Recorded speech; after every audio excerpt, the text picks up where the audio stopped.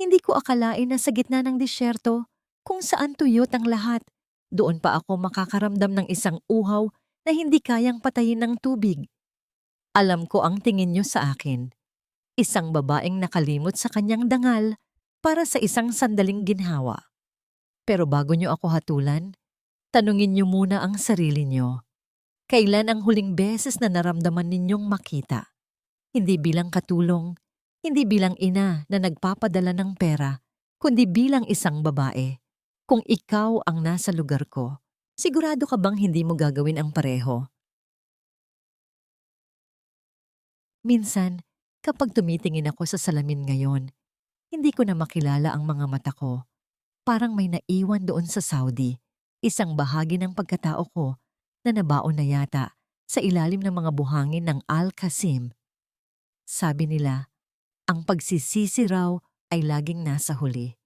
Pero ang totoo, sa bawat segundong naroon ako sa bahay na yon, alam ko na ang dulo. Alam ko, pero pinili ko pa ring magpatuloy.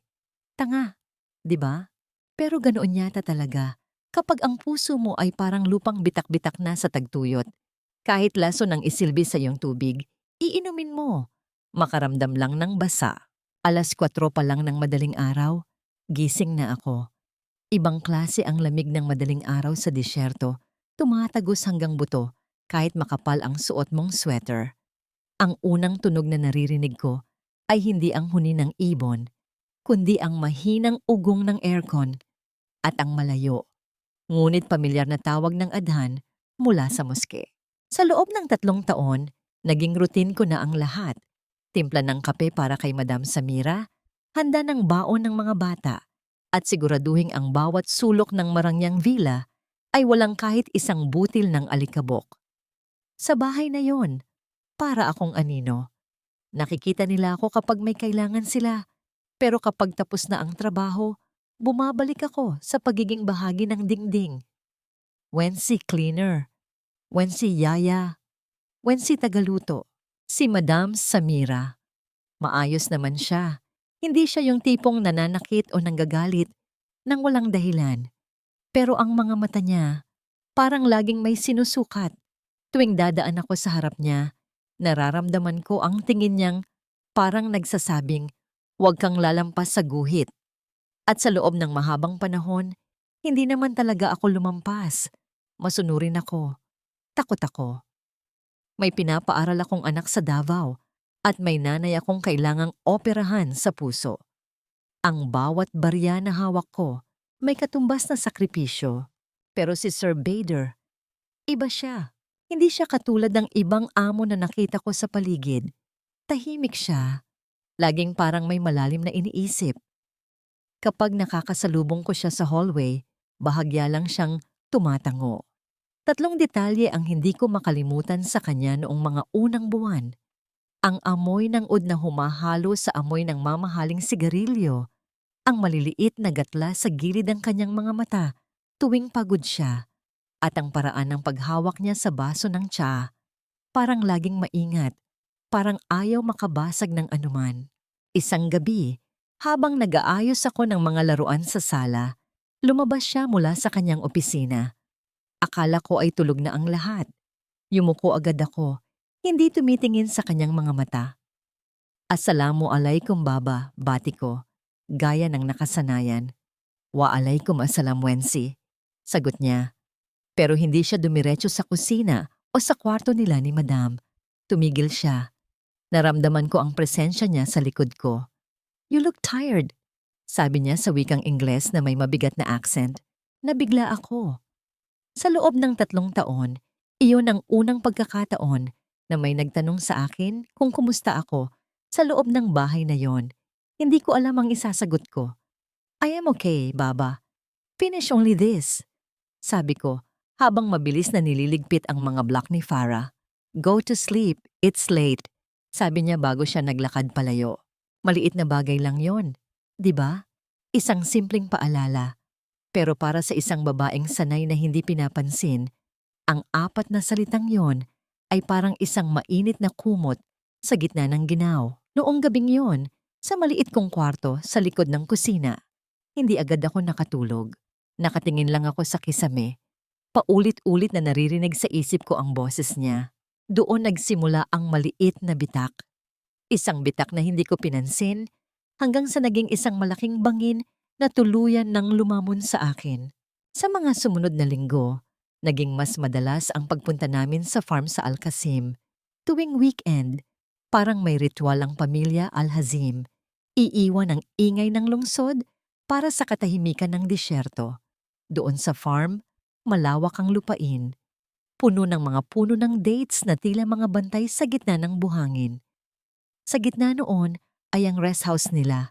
Hindi kasing garbo ng villa sa lungsod, pero mas komportable, mas bahay. Doon ko nakita ang ibang mukha ni Sir Bader. Sa lungsod, lagi siyang nakasuot ng plansadong thobe. Mukhang laging handa sa business meeting. Pero sa farm, nakasuot lang siya ng simpleng cotton na damit. Madalas ay nakayapak pa habang tinitingnan ang mga pananim. Mas maluwag siyang huminga roon. At sa bawat paghinga niya, parang mas lumuluwag din ang distansya sa pagitan naming dalawa. "Wensi, kape!" Utos ni Madam Samira isang hapon habang nakaupo siya sa veranda, nagbabasa ng magazine. "Opo, Madam," sagot ko. Dala-dala ko ang tray. Ngunit bago pa ako makarating sa kanya, biglang lumitaw si Sir Bader mula sa likuran. Halos magkabunggo kami. Sa gulat ko, bahagyang gumiwang ang tray. Mabilis niyang hinawakan ang siko ko para balansehin ako. Sandali lang yun. Siguro wala pang 2 segundo. Pero naramdaman ko ang init ng palad niya sa balat ko. Kahit may tela ang suot ko, parang may kuryenteng gumapang sa braso ko. Agad siyang bumitaw, pero hindi siya lumayo. "Syukran," bulong ko, nakayuko. "Be careful," sabi niya, sa tono na mas malambing kaysa sa karaniwan. Pagpasok ko sa loob ng rest house, ramdam ko ang panginginig ng mga tuhod ko. Pumasok ako sa banyo at tiningnan ang sarili ko sa salamin. Namumula ang mga pisngi ko. "Tandaan mo ang posisyon mo, Wensi," paalala ko sa sarili ko. "Katulong ka lang dito. Huwag kang assuming. Pero mahirap, huwag pansinin ang mga maliliit na bagay." Ang paraan ng pag-abot niya ng baso na tila sinasadya niyang masagi ang mga daliri ko. Ang pag-iwan niya ng mga chocolate sa ibabaw ng counter ng kusina kapag alam niyang ako lang ang nandoon. Hindi siya nagsasalita, pero ang mga kilos niya, may sinasabi sila na hindi ko kayang bigyan ng pangalan. Isang gabi, habang nagliligpit ako ng mga pinggan pagkatapos ng hapunan, pumasok siya sa kusina para kumuha ng tubig. Umalis na si Madam Samira at ang mga bata para manood ng TV sa itaas. "Wensi," tawag niya. Tumigil ako sa pag-is-is ng lababo. "Yes, Baba?" "My mother, Hadja Munira. She is coming next week," sabi niya, nakatitig sa bote ng tubig na hawak niya. "She is difficult. If she says something, don't mind her, okay?" Lumingon ako sa kanya. Sa unang pagkakataon, nakita ko ang pag-aalala sa mga mata niya. Hindi para sa sarili niya, kundi para sa akin. Para akong kinurot sa puso. Sa mundong ito, sanay ako na ako ang nag-aalaga. Ako ang nagpoprotekta. Pero dito, ang amo ko ang sumusubok na protektahan ako laban sa sarili niyang ina. "Thank you, Baba. I understand," sagot ko. Hindi siya umalis. Nanatili siyang nakatayo malapit sa akin. Ang liit ng kusina kapag nandoon siya. Nararamdaman ko ang bawat hininga niya. "Wensi," muling tawag niya. Mas mahina na ngayon. "Do you miss your home?" Napalunok ako. "Every day, Baba. Especially my son." Kinuha ko ang cellphone ko sa bulsa ng apron ko at pinakita ang litrato ng anak ko sa Davao. He is 6 years old now. Lumapit siya para tingnan ang litrato. Naamoy ko ang pabango niya. Oud at mint. Sobrang lapit niya na nararamdaman ko na ang init na nanggagaling sa katawan niya. Tumingin siya sa litrato, tapos tumingin siya sa akin. Sa sandaling iyon, hindi ko nakita ang baba o ang amo. Nakita ko ang isang lalaking malungkot din na tila naghahanap din ng koneksyon sa gitna ng marangyang buhay na wala namang laman. "You are a good mother," sabi niya. Inangat niya ang kamay niya, parang may balak haplusin ang buhok ko, pero biglang may narinig kaming yapak mula sa pasilyo. Mabilis siyang lumayo at uminom ng tubig. Pumasok si Faris, ang driver, para kuhanin ang susi ng sasakyan. "Good night, Wency," mabilis na sabi ni Sir Bader bago lumabas. Naiwan akong nakatayo sa tapat ng lababo, hawak ang cellphone ko na parang iyon na lang ang tanging bagay na nagpapanatili sa akin sa realidad. Pero kahit anong pilit kong itanggi, alam ko na ang nararamdaman ko. Ang kaba na dati ay takot, ngayon ay naging pananabik. At iyon ang pinakamaling pakiramdam na pwedeng magkaroon ng isang tulad ko. Mula pa sa malayo, alam ko na kung kailan dumarating si Haja Munera. Hindi dahil sa ingay, kundi dahil sa biglang pagbigat ng hangin sa loob ng bahay. Si Haja ay ang ina ni Sir Bader, isang matandang babae na laging balot ng itim, na ang bawat hakbang ng kanyang baston sa marmol na sahig ay parang tunog ng hatol. Noong unang araw na dumating siya, hindi siya tumingin sa akin bilang tao. Tiningnan niya ako mula ulo hanggang paa, na parang isang kagamitang kailangang suriin kung may sira. Ang kanyang mga mata ay parang dalawang talim ng kutsilyo, matalas, malamig, at handang humiwa sa kahit anong lihim na susubukan mong itago. "Wency! Algawa!" sigaw ni Madam Samira mula sa majlis. Nagmamadali akong lumabas, bitbit ang gintong dala o coffee pot, habang isinasalin ko ang mainit na kape sa maliliit na tasa. Naramdaman ko ang titig ni Haja. Hindi siya nakikipag-usap sa akin, pero ang bawat kilos ko ay sinusundan niya. "Bader," tawag ng matanda sa kanyang anak sa wikang Arabik. Hindi ko man lubos na naiintindihan ng lahat. Sapat na ang 3 taon ko rito para makuha ang diwa. "Bakit parang ang dalas niyo na yata sa farm ngayon? Hindi ba't delikado ang baukat sa panahong ito?" Tumingin si Sir Bader sa akin bago sumagot sa kanyang ina. Isang mabilis na sulyap lang, segundo lang ang itinalas, pero sapat na iyon para manginig ang kamay ko. Bahagyang tumalsik ang kape sa gilid ng tasa. "Ano ba yan, Wency? Mag-ingat ka nga." Asik ni Madam Samira, halatang nahihiya sa biyenan. "Pasensya na po, Madam. Sorry po." Bulong ko habang mabilis na pinupunasan ang mantsa.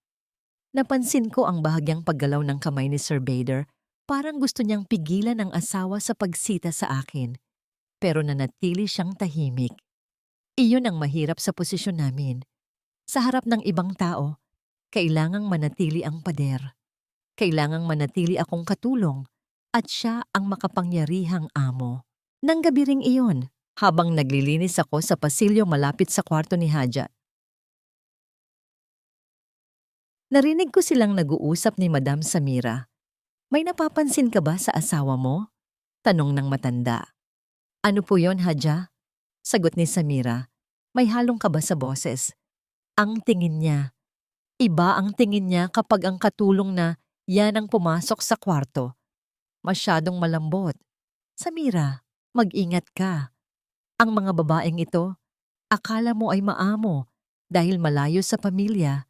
Pero ang totoo, naghahanap lang sila ng pagkakataon." Tumigil ako sa paglalampaso. Nanlamig ang buong katawan ko. Parang gusto kong maglaho na lang sa kinatatayuan ko. Hindi dahil sa galit ako, kundi dahil sa takot. Takot. Dahil alam kong may bahid ng katotohanan ang hinala ng matanda. Kahit wala pa kaming ginagawang masama, ang puso ko, ang traidor kong puso, ay matagal nang nagkasala. Tumakbo ako sa kusina at doon, sa dilim ng pantry, sumandal ako sa pader. Pinipigilan kong maiyak. "Umuwi ka na, Wency. Tapusin mo na ang kontrata mo at lumayo ka na," sabi ng isang bahagi ng isip ko. Pero ang isang bahagi, ang bahaging nauuhaw sa pansin at pagmamahal, ayaw pang bumitaw. Biglang bumukas ang pinto ng pantry. Sukat ang gulat ko nang makita si Sir Bader. Akala ko ay nasa taas na siya. Hindi siya nagsalita. Sa halip lumapit siya sa akin. Ang liit ng espasyo, punong-puno ng amoy ng mga spices at bigas. Hinawakan niya ang magkabilang balikat ko. I heard them! Bulong niya. Don't cry. Baba, kailangan niyo nang lumabas. Baka may makakita sa atin. Pakiusap ko. Kahit na ang totoo ay gusto kong manatili sa mga bisig niya. Let them see! Matapang niyang sabi. Pero alam kong hindi niya rin kaya. Dahan-dahan niyang inangat ang kanyang kamay at hinaplos ang pisngi ko. Ito ang unang pagkakataon na hinawakan niya ang mukha ko ng walang ibang tao. I will protect you, Wency. I promise. Sa sandaling iyon, parang nawala ang takot ko kay Hadja. Nawala ang boses ng konsensya ko. Ang tanging totoo lang ay ang init ng kamay niya at ang pangakong binitawan niya sa gitna ng kadiliman. Ngayon ko lang naunawaan. Sa likod ng matatamis na pangako ng isang lalaking may asawa ay nakatago ang panlilinlang. At ang pag-aarugang akala kong magbibigay sa akin ng seguridad, iyon pala ang magtutulak sa akin sa kapahamakan. Nagsimula ang lahat sa isang karaniwang lagnat. Si Farah, ang bunsong anak ni Sir Bader, ang pinakapaborito ko sa lahat. Siya ang batang laging nakasabit sa binti ko. Ang batang tumatawag sa akin ng yaya na may kasamang yakap na tila ba ako ang tunay niyang ina. Kaya nang magsimulang mag-init ang katawan niya isang Martes ng gabi, hindi ako nakatulog. Si Madam Samira ay nasa isang malaking piging sa Riyadh kasama ang kanyang mga kaibigan. Si Hadja Munera naman ay maagang naglock ng pinto dahil sa kanyang rayuma. Naiwan ako sa nursery, palit-palit ng basang bimpo sa noo ni Farah na umiiyak sa taas ng lagnat. Wency? Isang mahinang boses mula sa pinto. Si Sir Bader. Nakatayo siya roon, gusot ang thobe at halatang pagod mula sa trabaho. Agad siyang lumapit sa kama at hinawakan ang noo ng anak. The fever is not going down. Nag-aalalang sabi niya. Opo, Baba. Kanina ko pa pinupunasan pero ayaw bumaba. Sagot ko. Huwag po kayong mag-alala. Babantayan ko po siya buong gabi. Umupo siya sa tabi ko, sa gilid ng kama.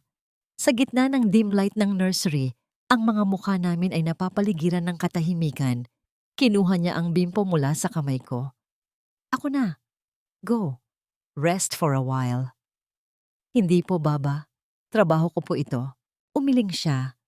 Hindi ka lang basta trabahador dito, Wency. Alam ko kung paano mo mahalin ang anak ko. Mas mabuti ka pang mag-alaga kaysa... Hindi niya tinuloy ang sasabihin, pero alam ko ang ibig niyang sabihin. Si Madam Samira ay madalas na abala sa sariling mundo. Nagpatuloy kami sa pag-aalaga kay Farah hanggang sa sumapit ang 2:00 ng madaling araw.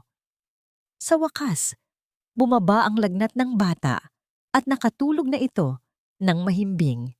Doon ko naramdaman ang bigat ng talukap ng mga mata ko. Napasandal ako sa headboard ng kama nang hindi namamalayan. Nagulat ako nang maramdaman ko ang isang kamay na humahawak sa ulo ko. Dahan-dahang inililipat ito sa kanyang balikat. Rest here, bulong ni Sir Bader. Dapat akong lumayo. Dapat akong tumayo at bumalik sa kwarto ko. Pero ang katawan ko ay tila may sariling isip. Ang balikat niya ay matigas, pero komportable. Ang bango ng kanyang damit ay parang isang gamot na nagpapakalma sa lahat ng takot ko. Sa unang pagkakataon, sa loob ng maraming taon, naramdaman kong hindi ako mag-isa. Naramdaman ko ang kanyang labi na dumapo sa tuktok ng ulo ko. Isang halik na walang halong pagnanasa, kundi puno ng pasasalamat at isang bagay na mas malalim. You are so beautiful when you care for her, sabi niya. Halos pabulong na lang. I wish things were different. Tumingala ako sa kanya. Ang mga mata namin ay nagtagpo sa dilim. Sa sandaling iyon, wala ang pader ng amo at katulong. Wala ang Pilipinas at Saudi Arabia. 2 tao lang kami na kapwa naghahanap ng init sa gitna ng malamig na buhay. Dahan-dahan, Inabot ko ang kamay niya na nakapatong sa kama. Hinawakan ko ang kanyang mga daliri. Magagaspang pero puno ng lakas. Hindi siya bumitaw. Mas hinigpitan pa niya ang hawak sa akin. "Baba," sabi ko, boses na nanginginig. "Bader," pagtatama niya. "Call me Bader when we are alone." Ang pagtawag sa kanyang pangalan ay parang pagpirma sa isang kontrata sa demonyo. Alam ko ang panganib. Alam ko na bukas, kailangan ko ulit siyang tawaging Baba. Sa harap ng lahat, kailangan ko ulit yumuko at magsilbi. Pero ngayong gabi, sa loob ng nursery na ito, akin siya. Iyon ang gabing tuluyan nang nawala ang takot ko. At kapalit niyon ay ang isang nakakabulag na pananampalataya na kahit mali, kahit bawal, ay kaya naming panindigan. Ang weekend na yon ay may dalang kakaibang bigat sa dibdib. Habang nag-eempake ako ng mga gamit para sa pagpunta sa farm sa Al-Qasim, parang bawat t-shirt at tuwalya na inilalagay ko sa maleta ay may kasamang kaba. Alam ko na hindi na ito katulad ng dati. Ang bawat sulyap ni Bader sa akin sa pasilyo ay may kasama ng selyo ng isang sikretong kaming dalawa lang ang nakakaalam. "Wency, siguraduhin mong nadala mo ang mga gamot ni Hadja," sigaw ni Madam Samira habang nagpapahid ng lipstick sa harap ng salamin. "At ang mga spices para sa kabsa, huwag mong kakalimutan." "Opo, Madam. Nakahanda na po lahat sa sasakyan," sagot ko. Pilit na pinapatatag ang boses. Sumakay kami sa GMC. Si Faris ang nagmamaneho, si Sir Bader sa passenger seat at kaming mga babae sa likod.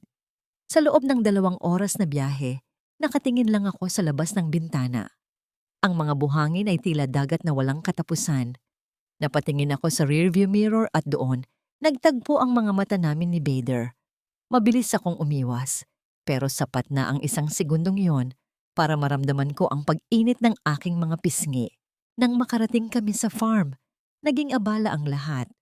Pero sa gitna ng pagluluto ko sa kusina, pumasok si Bader. Kunyari ay kukuha ng prutas, pero lumapit siya sa akin nang tumalikod si Lely, ang isa pang OFW na tumutulong sa amin tuwing weekend.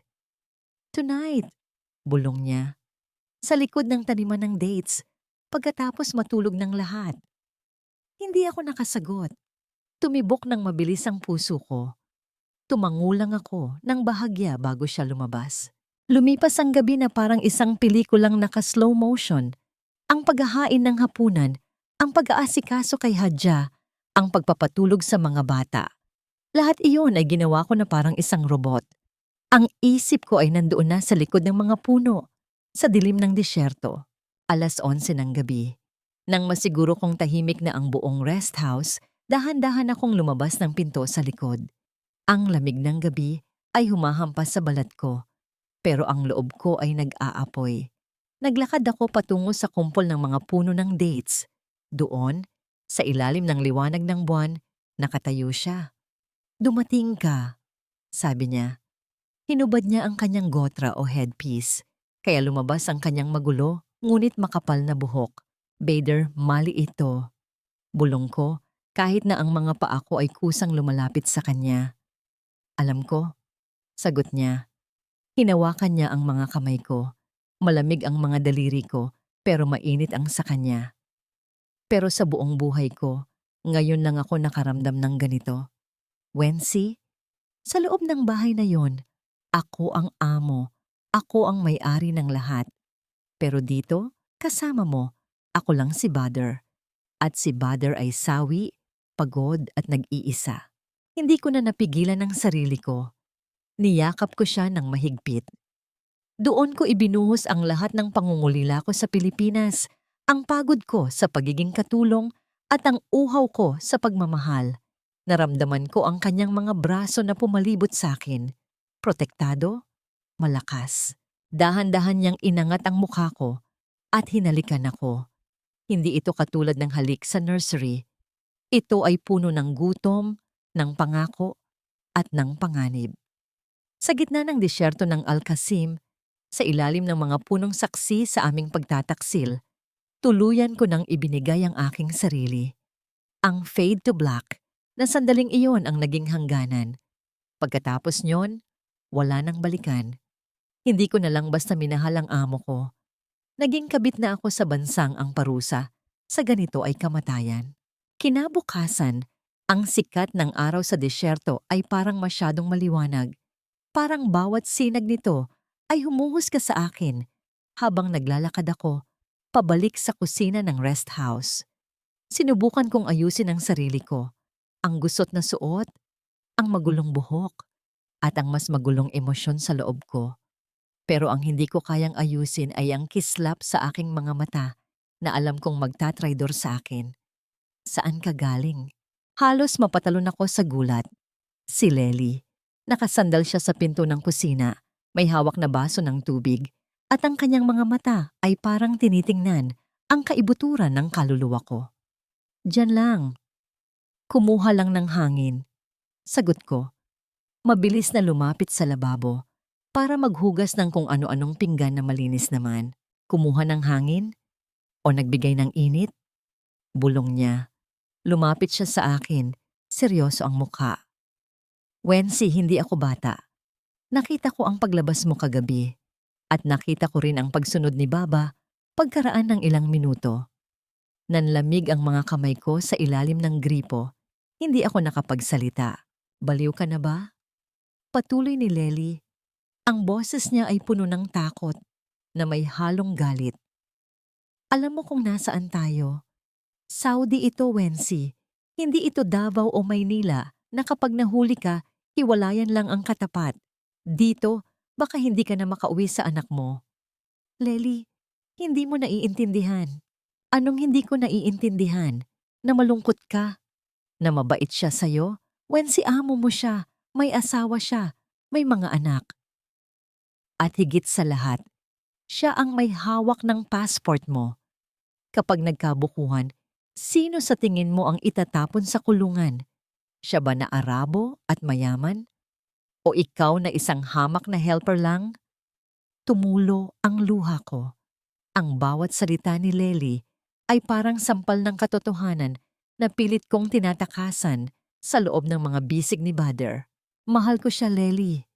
Pabulong kong sabi. Parang kapag binigkas ko, magiging tama ang lahat. Mahal, napatawa ng mapait si Lely. Ang pag-ibig ay hindi sapat na dahilan para mamatay, Wency. Isipin mo ang anak mo. Isipin mo ang nanay mo. Gusto mo ba silang makatanggap ng balita na ang nanay nila ay nabitay o nabulok sa kulungan dahil sa isang lalaking hinding-hindi siya kayang pakasalan sa harap ng batas? Bago pa ako makasagot, pumasok si Madam Samira sa kusina. Agad kaming naghiwalay ni Lely. Nagkunwari akong nagpupunas ng counter habang si Lely naman ay nag-ayos ng mga tasa. Wency, ihanda mo ang tsaa. Dalhin mo sa silid ni Haja Munera. Utos ni Madam. Tumingin siya sa akin ng matagal. Mas matagal kaysa karaniwan. Parang kulang ka sa tulog. Namumula ang mga mata mo. Oo po, Madam. Medyo inatake lang po ng allergy dahil sa alikabok sa labas. Pagsisinungaling ko. Siguraduhin mo lang na hindi ka magkakasakit. Marami tayong gagawin, sabi niya bago lumabas. Nang makaalis si Madam, tiningnan ako ulit ni Lely. Wala na ang galit sa mga mata niya. Napalitan na ito ng matinding awa. Itigil mo na habang maaga pa, Wency. Bago ka pa, malunod ng tuluyan. Pero huli na. Noong gabing iyon, habang naghahanda ako ng tsaa, nakasalubong ko si Bader sa pasilyo. Walang ibang tao. Hindi siya nagsalita, pero sa pagdaan niya, bahagyang dumapo ang kanyang kamay sa baywang ko. Isang haplos na nagpapaalala na kahit anong sabihin ng mundo, nakatali na ako sa kanya. Ang takot ay nandoon, oo, pero ang laso ng kanyang pag-ibig ay mas matamis kaysa sa kaligtasang inaalok ni Lely. At sa bawat segundong lumilipas, mas lalong humihigpit ang bitag na ako mismo ang naglagay sa aking leeg. Nagsimula ang yugto na tinatawag nilang matalinong paglulubog. Iyon ang panahon na ang takot ay hindi na bago, kundi naging bahagi na ng bawat hininga ko. Para kaming mga aktor sa isang dula na walang katapusan. Sa harap ni Madam Samira at ni Haja Munera, ako ang perpektong katulong. Yumuyuko, sumusunod, walang kibo. Pero sa ilalim ng lamesa, sa likod ng mga saradong pinto, doon nabubuhay ang katotohanan. Dahil bawal kaming mag-usap ng matagal, naging sandata namin ang teknolohiya. Doon ko natutunan ang sining ng pagtatago. I miss you. Isang mensahe mula sa kanya sa WhatsApp habang nagluluto ako ng tanghalian.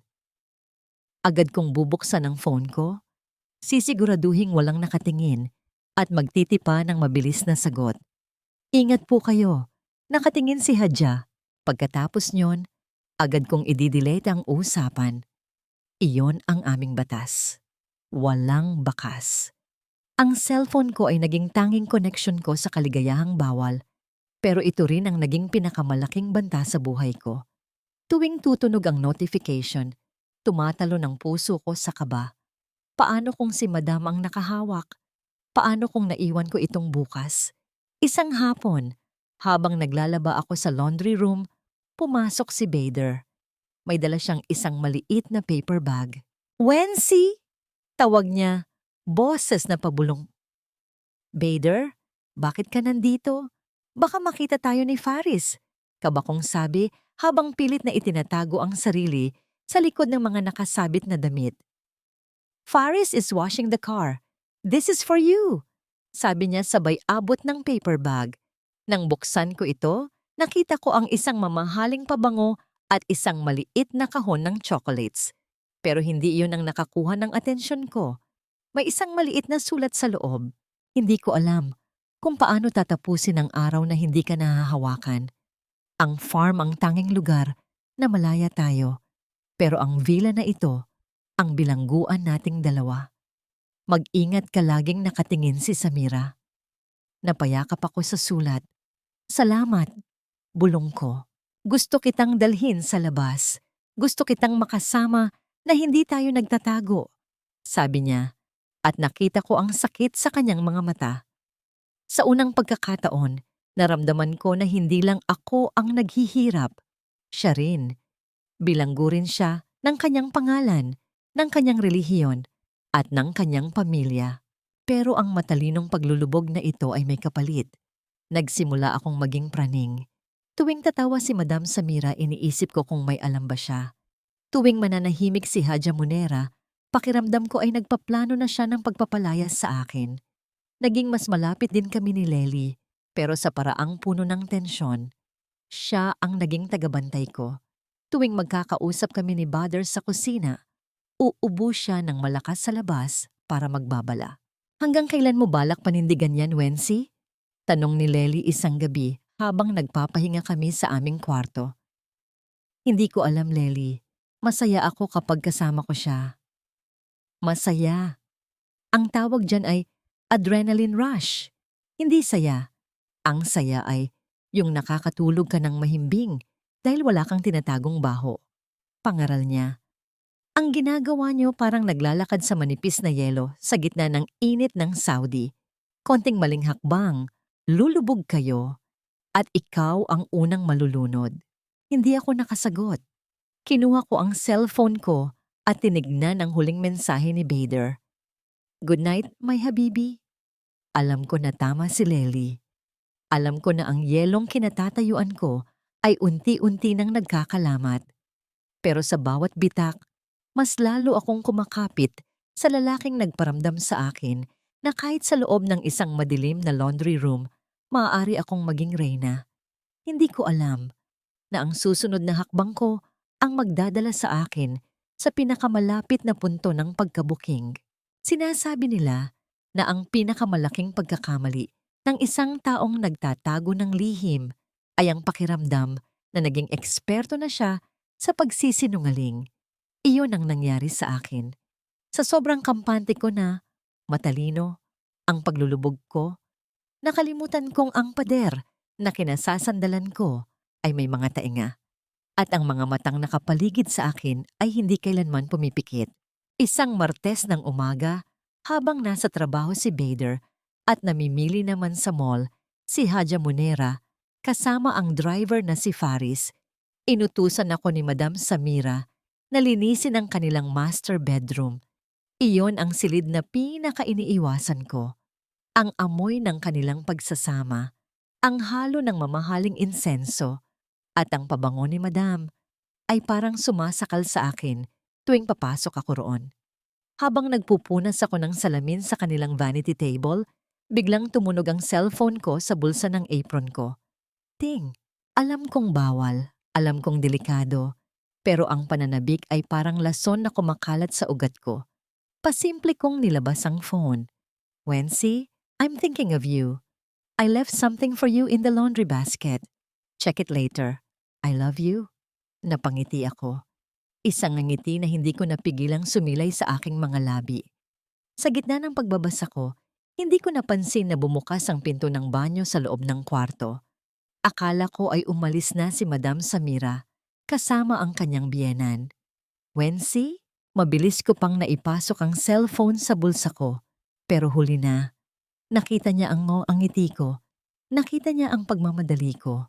Nakatayo si Madam Samira roon, balot ng kanyang silk na robe, basa pa ang buhok, at ang kanyang mga mata ay naniningkit sa pagduda. Sino ang katext mo? Bakit ka nakangiti? Tanong niya sa isang mahinahon ngunit mapanganib na tono. Ang anak ko po, Madam. Nag-message po ang nanay ko sa Davao. Pagsisinungaling ko. Nararamdaman ko ang pawis na umumuo sa aking noo. Kahit na napakalakas ng aircon sa loob ng kwarto, lumapit siya sa akin. Ang bawat hakbang niya ay parang tunog ng isang orasan na malapit ng tumigil. Ibigay mo sa akin ang phone mo. Parang tumigil ang pag-ikot ng mundo. Po?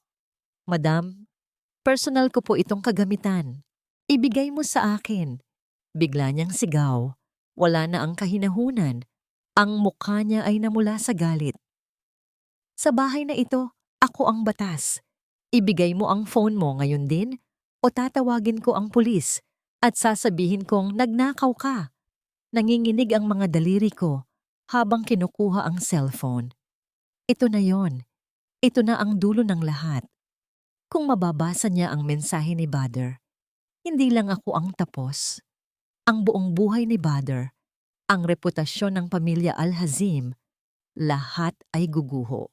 Inabot ko ang phone sa kanya, pero sa isang milagro ng pagkakataon, bago pa man niya mahawakan ang screen, biglang tumunog ang doorbell ng villa ng paulit-ulit at malakas. Madam! Madam! Sigaw ni Lely mula sa baba. Haja Munira is back! She fell! She fell at the mall! Agad na binitawan ni Madam Samira ang kamay ko. Ang takot para sa kanyang biyenan ay mas matimbang kaysa sa pagduda sa akin. Huda! Wency, bumaba ka na. Tulungan mo si Faris. Tumakbo siya palabas ng kwarto. Naiwan akong nakatayo, nanginginig. Hawak ang cellphone ko na parang isang buhay na bomba. Mabilis kong binura ang mensahe ni Bader. Binura ko ang buong usapan. Binura ko pati ang contact name niya na nakalagay ay Habibi. Pagbaba ko, nakita ko si Haja Munera na inaalalayan ni na Faris at Lely. Mukhang na-sprain lang ang paa niya, pero ang ingay at gulo sa sala ay sapat na para makalimutan ni Madam ang cellphone ko. Nagtagpo ang mga mata namin ni Lely. Hingal na hingal siya, at ang kanyang mga mata ay nagsasabing, iniligtas kita.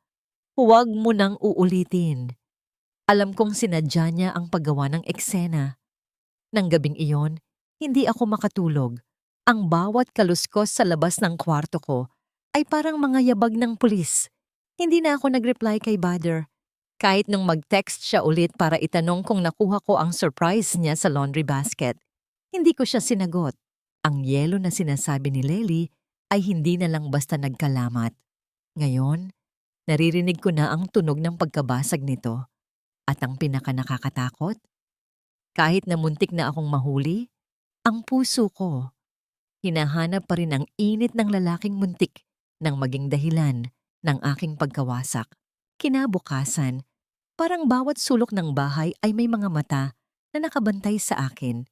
Ang presensya ni Madam Samira ay parang isang madilim na ulap na hindi umaalis. Hindi na siya nagtanong muli tungkol sa cellphone, pero ang pananahimik niya ay mas nakakatakot kaysa sa kanyang sigaw. Tuwing magkakasalubong kami, ramdam ko ang bigat ng kanyang pagduda.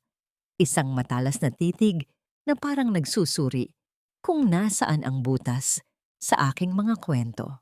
Ngunit sa gitna ng takot, nandoon ang surprise na sinabi ni Bader. Pagdating ng hapon, habang nag-iisa ako sa laundry room, nanginginig ang mga kamay ko habang binubunot ang mga maruruming damit mula sa basket.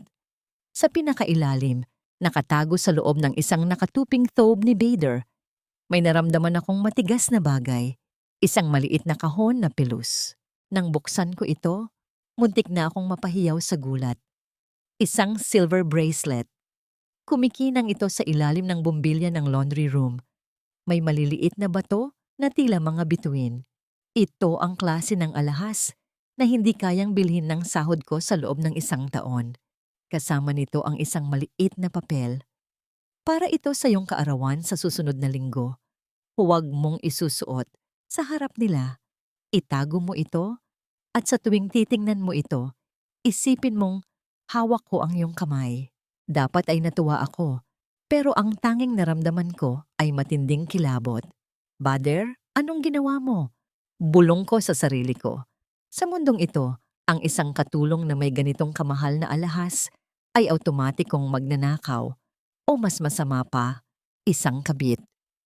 Wensi, ang mga bata, pakainin mo na. Sigaw ni Hadja Monera mula sa kusina. Mabilis kong isinilid ang kahon sa bulsa ng aking pantalon. Pero dahil sa pagmamadali, hindi ko napansin na may isang maliit na bahagi ng pelos na kahon ang nakausli. Habang nagpapakain ako kay Farah sa dining room, pumasok si Hadja Monera. Ang kanyang baston ay tumutuktok sa sahig, isang ritmo na nagpapakaba sa akin. Tumigil siya sa tabi ko. Hindi siya tumingin kay Farah kundi sa bulsa ko. Ano yang nasa bulsa mo? Tanong niya sa kanyang garalgal na boses. Wala po Hadja. Basahan lang po para sa dumi ni Farah. Mabilis kong sagot. Ilabas mo. Gusto kong makita. Utos niya. Ang kanyang kamay na kulubot ay dahan-dahang itinaas. Itinuturo ang bulsa ko. Masyadong matigas para maging basahan. Parang huminto ang tibok ng puso ko. Sa pagkakataong yon, dumaan si Bader. Nakita niya ang tensyon. Nakita niya ang takot sa mga mata ko at ang pagpupumilit ng kanyang ina. Umiiyak si Farah, mama. Hayaan mo na si Wensi. Singit ni Bader. Ang boses niya ay kalmado. Pero nakita ko ang paghigpit ng hawak niya sa kanyang briefcase. Gusto ko lang makita kung ano ang itinatago niya, Bader. Maraming nawawalang gamit sa bahay na ito kamakailan. Bulyaw ng matanda. Wala siyang ninanakaw. Ako ang nagbigay niyan, biglang sabi ni Bader. Parang binuhusan ako ng malamig na tubig. Tumingin ako sa kanya, nagmamakaawa ang aking mga mata na bawiin ang sinabi niya. Maging si Hadja ay natigilan. Ano? Tanong ni Hadja. Iyon ay regalo para sa kanyang serbisyo. Malapit na ang kanyang anniversary sa atin, di ba? Ibinili ko siya ng isang maliit na relo para hindi siya laging huli sa paggising. Mabilis na bawi ni Bader. Ang kanyang utak ay mabilis na nag-imbento ng palusot. Nasa box pa dahil hindi ko pa naibibigay ng formal. Tiningnan ni Hadja ang kanyang anak ng matagal. Hindi siya naniniwala, alam ko. Pero dahil si Bader ang haligi ng tahanan, hindi siya pwedeng sumalungat ng direkta. Masyado kang maluwag sa mga katulong, Bader. Ang ibinibigay na luho ay nagiging mitya ng katamaran at kawalan ng respeto. Sabi ni Hadja bago tumalikod at naglakad palayo ng padabog. Nang makaalis ang matanda, tiningnan ako ni Bader. Isang tingin na puno ng pagsisisi. Itago mo na yan, Wensi. I'm sorry. Tumakbo ako sa banyo at doon ako naiyak. Ang bracelet na dapat ay simbolo ng pag-ibig ay naging isang sumpa. Hindi ko ito pwedeng isuot. Hindi ko ito pwedeng ibenta. At ngayon, hindi ko na rin ito pwedeng itago ng payapa. Ang bawat proteksyon na ibinibigay ni Bader ay parang lalong humihila sa akin pababa sa hukay.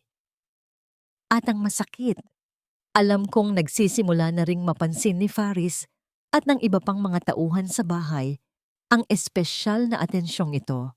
Nasa gitna na ako ng panganib at ang tanging hawak ko ay isang pilak na bracelet na tila naging kadena sa aking leeg. Ang sumunod na pagpunta namin sa farm sa Al-Qasim ay iba ang pakiramdam. Hindi na ito ang dating takas na puno ng kilig. Ngayon, ang hangin ay tila laging may dalang banta ng bagyo. Ito ang tinatawag nilang Eye of the Storm, isang mapanlinlang na katahimikan sa gitna ng nagngangalit na panganib.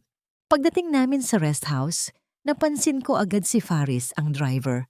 Hindi na siya tumitingin sa akin. Tuwing magkakaabot kami ng gamit, mabilis niyang binibitawan ang hawak niya na tila ba ako ay may nakakahawang sakit. Nakita niya kami ni Bader sa rearview mirror noon at ang pananahimik niya ay hindi dahil sa hindi niya alam, kundi dahil sa matinding kahihiyan na nararamdaman niya para sa amin. Wency, magluto ka na ng hapunan. Gusto ni Bader ng lamb kabsa. Utos ni Madam Samira. Nakaupo siya sa sala, pero ang mga mata niya ay hindi nakatingin sa magazine na hawak niya. Nakatingin siya sa kawalan, parang may malalim na kinakalkula. Habang hinihiwa ko ang mga sibuyas sa kusina, pumasok si Lely. Wency, itapon mo na yung bracelet. Bulong niya. Halos hindi gumagalaw ang mga labi. Bakit? Itinago ko na sa ilalim ng kutsyon ko. Sagot ko. Wala nang ligtas na taguan dito. Nakita ko si Hadja na pumasok sa kwarto natin habang naglilinis tayo sa labas. Naghahanap yon, Wency. Hindi titigil ang matandang yon hanggat hindi ka niya napapalayas. Nanigas ang kamay ko sa hawak na kutsilyo. Ang kaba ay parang isang malamig na daliri na gumagapang sa aking likuran. Pero bago pa ako makasagot, narinig ko ang yapak ni Bader. Pumasok siya sa kusina, kumuha ng tsaa, at sa isang mabilis na pagkakataon, nang lumingon si Lely sa lababo, hinawakan niya ang kamay ko. Magkita tayo mamaya sa bodega sa likod. Pabulong niyang sabi, may sasabihin ako. Bader, wag na. Pakiusap ko. Masyadong mainit ang mga mata nila. Please, it's important, sabi niya bago mabilis na lumabas. 10:00 ng gabi. Ang disyerto ay balot ng dilim na tila kayang lumunod sa kahit anong lihim. Dahan-dahan akong lumabas, bawat tunog ng buhangin sa ilalim ng tsinelas ko ay parang isang pagsabog sa aking pandinig. Pagdating ko sa bodega ng mga gamit sa farm, nandoon na si Bader. Niyakap niya ako agad. Pero hindi ito ang yakap ng isang lalaking nagnanasa. Ito ay yakap ng isang lalaking natatakot. Wency, kailangan nating mag-ingat. Plano ni Mama na pabalikin ka sa agency?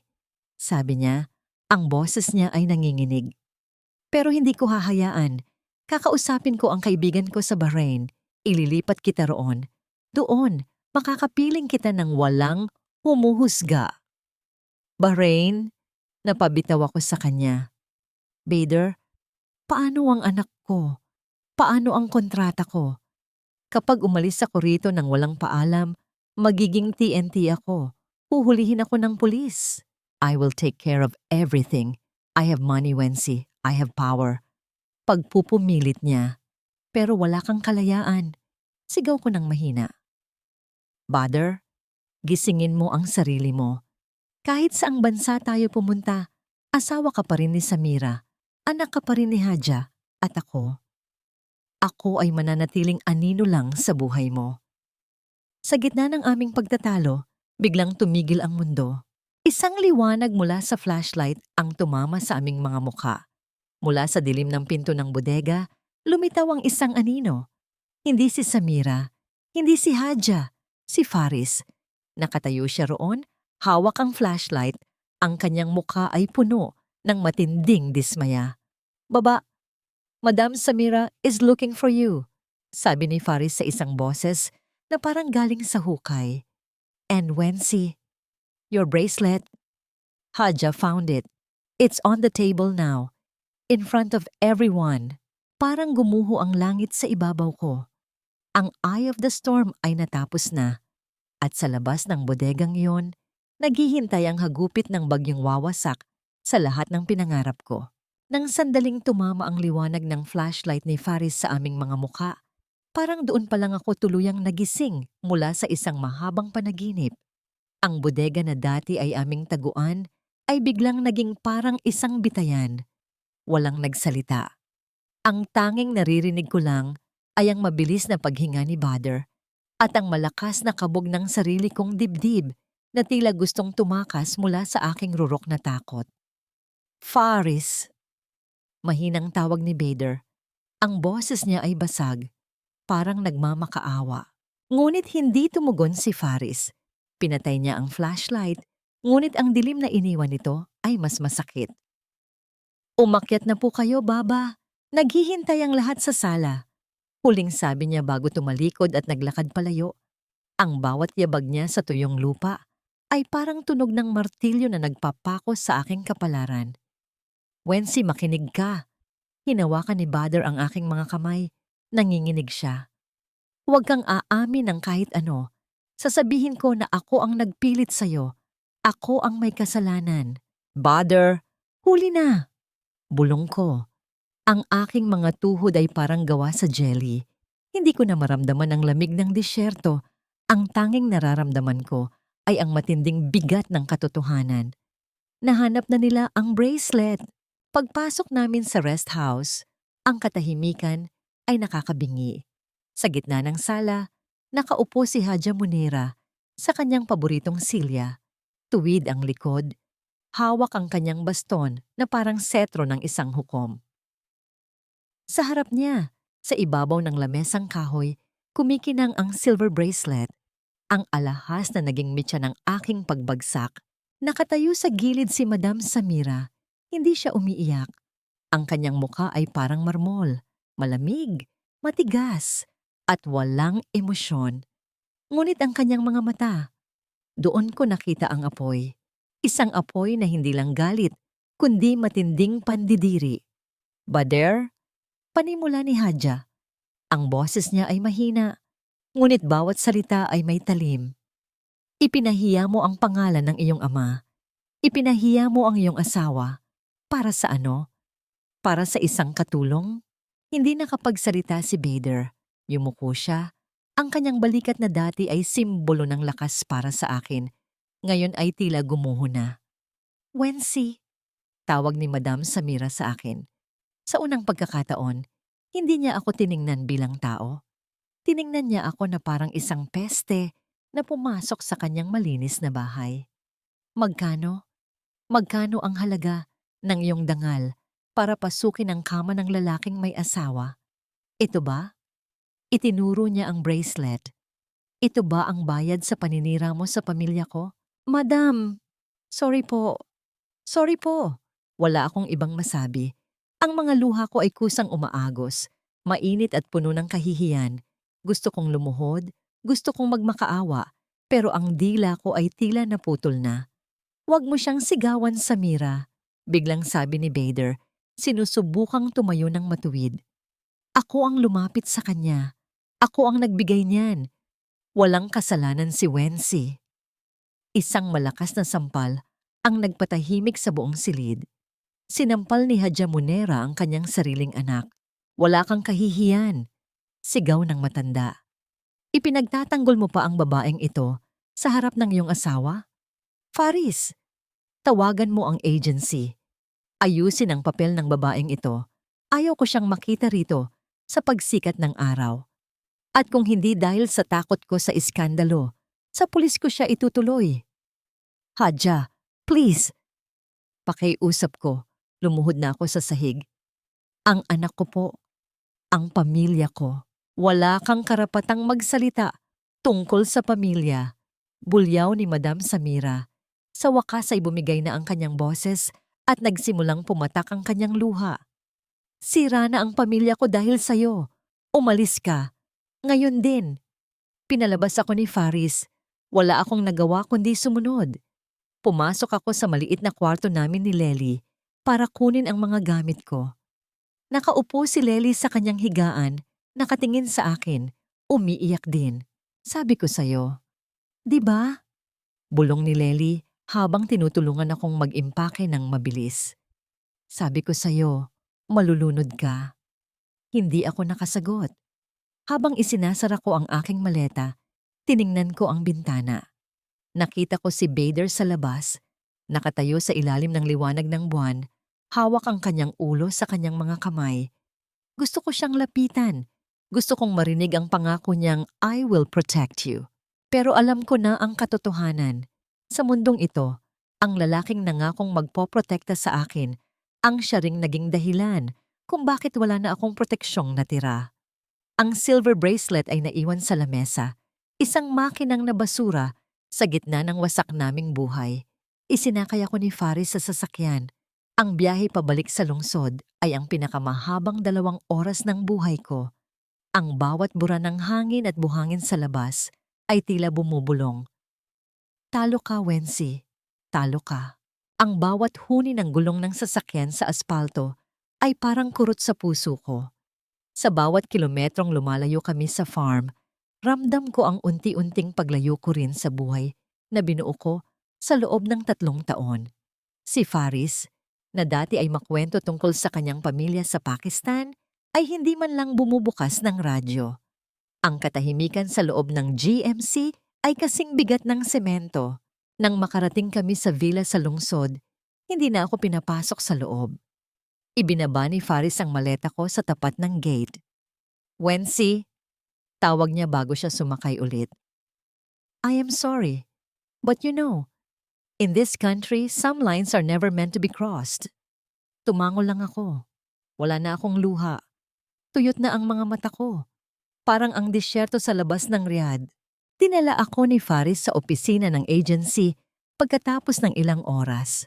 5:00 pa lang ng madaling araw, pero gising na ang staff na Pinay doon, si Ate Beth. Pagkakita pa lang niya sa akin, nakasama ang driver ng pamilya Alhazim. Alam na niya. Alam na niya ang amoy ng kwento ko. Ano na naman ito, Wency? Bungad ni Ate Beth nang makaalis si Faris. Ang sabi sa akin ng agency manager, may moral issues ka raw. Alam mo namang yan ang pinakamahirap na kaso rito, di ba? Hindi ako nakasagot. Nakayuko lang ako habang hinihila ang maleta ko sa loob ng masikip na dormitoryo ng agency. Doon, sinalubong ako ng mga matang mapanghusga. Sa mundong ito ng mga OFW mabilis kumalat ang balita. Hindi pa man ako nakakaupo. Alam na nila. Iyan yung yaya na pumatol sa amo. Rinig kong bulong ng isang babaeng galing yata sa Damam. Wency, kinuha nila ang passport mo, sabi ni Ate Beth habang kinakausap ako sa isang sulok. Sabi ni Madam Samira, hindi ka na raw pwedeng lumipat ng ibang amo. Iproseso na raw ang exit mo. Iuwi ka na raw agad. Ate Beth, ang anak ko. Mangyak-nyak kong pakiusap. Wala pa akong ipon. Paano ang pamilya ko? Sana naisip mo yan bago mo binuksan ang pinto mo para sa amo mo. Matabang na sagot ni Ate Beth. Maswerte ka pa nga. Kung itinuloy ni Madam ang kaso sa pulis, baka sa kulungan ang tuloy mo. Ngayon, maghintay ka na lang ng tiket mo. Wala ka nang magagawa. 3 araw akong nanatili sa dormitoryo. 3 araw na para akong may nakakahawang sakit na iniiwasan ng lahat. Ang tanging libangan ko ay ang cellphone ko. Panay ang tingin ko sa screen, naghihintay ng kahit isang mensahe mula kay Bader. Isang, kumusta? Isang ayusin natin ito. O kahit man lang isang sorry. Pero wala. Ang huling mensahe niya ay yung tungkol pa sa laundry basket. Hindi na siya nag-online. Hindi na niya ako tinawagan. Doon ko na-realize ang mapait na katotohanan. Si Bader ay makapangyarihan sa loob ng kanyang kaharian. Pero nung dumating ang totoong krisis, siya ay isang lalaking duwag. Mas madali para sa kanya ang isakripisyo ako kaysa ang harapin ang galit ng kanyang ina at ang kahihiyan ng kanyang pamilya. Isang gabi, nakatanggap ako ng tawag mula sa Davao. Ang nanay ko, Wency, Bakit may mga nag-uusap dito sa kapitbahay? Tanong ni nanay. Ang boses niya ay nanginginig. Sabi raw, uuwi ka na raw dahil may ginawa kang hindi maganda? Anak, totoo ba? Napahagulgol ako. Nay, huwag kayong makikinig sa kanila. Pati ang anak mo umiiyak. Tinutokso siya sa school na ang nanay niya raw ay kabit. Sigaw ni nanay. Wency, nagpunta ka dyan para itaguyod kami, hindi para hiyain kami. Ibinaba ko ang telepono. Doon ko naramdaman ang tunay na bigat ng kasalanan ko. Hindi lang dangal ko ang winasak ko. Pati ang bata na walang malay na naghihintay sa akin sa Davao, na damay sa laso ng pag-ibig na akala ko ay magliligtas sa akin. Nung gabing iyon, tiningnan ko ang sarili ko sa maliit na salamin ng banyo ng agency. Ang Wency na masipag at puno ng pangarap ay wala na. Ang natira na lang ay isang babaeng talo, sugatan at pauwi sa bansang wala ng mukhang maihaharap. Naisip ko ang silver bracelet. Naisip ko ang mga gabi sa farm. Lahat yon, parang mga buhangin na tinangay ng hangin. Walang natira kundi ang lamig ng realidad. Bukas, lilipad na ang eroplano ko. Bukas, tapos na ang yugto ko sa Saudi. Pero ang sakit ay tila habang buhay na dadalhin ng pasaporte ko. Ang bawat hakbang ko sa tarmac ng airport sa Davao ay parang paglakad sa ibabaw ng mga bubog. Ang init ng Pilipinas, ang malagkit at pamilyar na hangin na dati ay pinapangarap ko tuwing gabi sa Saudi, ngayon ay tila sumasakal sa akin. Hawak ko ang aking maleta, ang tanging naiwan sa 3 taon ng pagpapakapagod. At ang bigat nito ay hindi dahil sa mga pasalubong, kundi dahil sa mga lihim na dala ko sa loob. Wala ang nanay ko sa arrival area. Wala ang anak ko. Ang tanging sumalubong sa akin ay ang mga tingin ng mga estranghero na walang alam sa kwento ko. Ngunit sa isip ko, parang lahat sila ay nakakabasa ng marka ka ng kabit sa noo ko. Sumakay ako ng tricycle pauwi sa amin. Habang binabaybay ang pamilyar na kalsada, nakita ko ang mga kapitbahay na nag-uusap. Tumigil sila nang dumaan ako. Ang mga bulong na dati ay haka-haka lang. Ngayon ay kumpirmado na ng aking maagang pag-uwi. Nang makarating ako sa tapat ng aming maliit na bahay, nakita ko ang anak ko, si Justin. Nakaupo siya sa hagdan, naglalaro ng manipis na kahoy. Tumakbo ako sa kanya. Gusto ko siyang yakapin ng mahigpit. Gusto kong humingi ng tawad. Pero nung makita niya ako, hindi siya tumakbo. Tumayo lang siya at tumingin sa akin ng may halong takot at pagtataka. Mama? Mahina niyang tanong. Justin, si Mama ito. Bulong ko habang lumuluhod sa harap niya. Lumabas si nanay mula sa pinto. Hindi niya ako niyakap. Tumingin lang siya sa akin. Ang kanyang mga mata ay puno ng pagod at matinding dismaya. Pumasok ka na muna, Wency. Huwag tayong gumawa ng eksena rito. Sa loob ng bahay, ang katahimikan ay kasing lamig ng gabi sa Al-Qasim. Inilabas ko ang mga natirang pera sa bag ko at inilapag sa lamesa. Nay, ito lang po ang natira. Pambayad sa kuryente at pambili ng gamot niyo. Wency, panimula ni nanay, hindi tinitingnan ng pera. Sabi ng mga tao rito, kaya ka raw pina-exit dahil pumatol ka sa amo mong Arabo. Totoo ba? Yumuko ako. Ang mga luha na akala ko ay tuyo na, muling bumalong. Nay, minahal ko po siya. Akala ko po, akala mo ano? Putol ni nanay. Ang boses niya ay nanginginig sa galit. Akala mo ay may kinabukasan ka sa isang lalaking ang turing sa atin ay gamit lang? Wency, hindi mo lang sinira ang pangalan mo. Sinira mo ang tingin ng anak mo sa'yo. Araw-araw siyang umuuwi rito na umiiyak dahil tinutokso siyang anak ng kabit. Iyan ba ang ipinalit mo sa 3 taong wala ka rito? Hindi ako makasagot. Doon ko napagtanto ang lahat. Sa paghahanap ko ng pag-ibig na magpapadama sa akin na tao ako, lalo ko lang palang ibinaba ang sarili ko. Sa pagtakas ko sa kalungkutan ng pagiging OFW, gumawa ako ng kulungan na mas masahol pa sa villa ni Madam Samira. Lumipas ang mga buwan. Nakahanap ako ng trabaho sa isang mall dito sa Davao.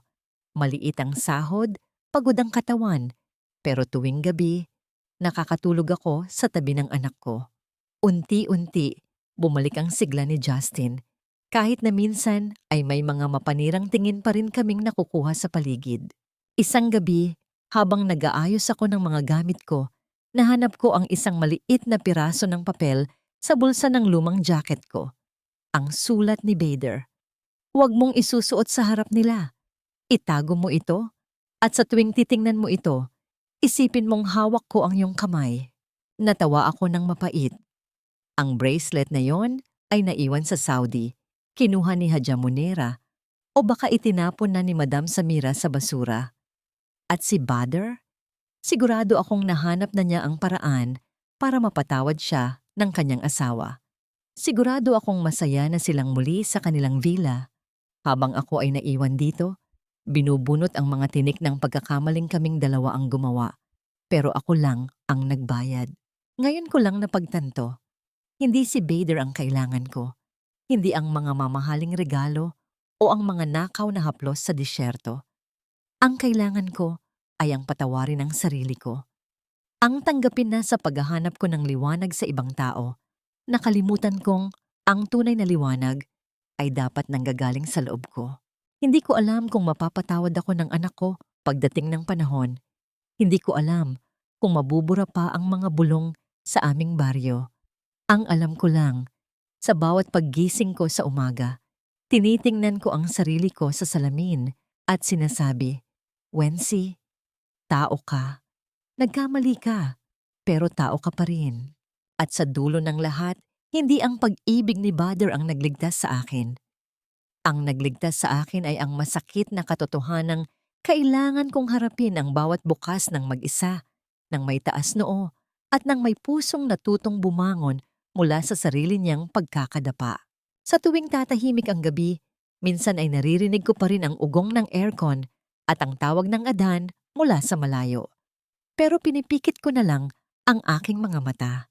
Tapos na ang yugtong iyon. Ang disyerto ay nasa likod ko na.